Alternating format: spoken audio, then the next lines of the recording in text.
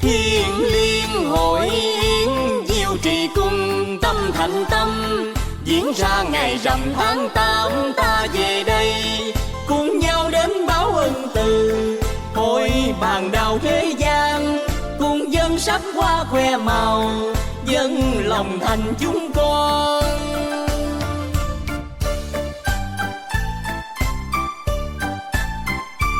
Vui thay đại lễ cùng nhau về đây thăm mẹ cha, thiêng liêng đất trời minh chứng cho lòng con, cầu cho thế gian an lành luôn hạnh hưởng phước duyên, ngưỡng mong kim mẫu diệu trì thương lòng thành chúng con.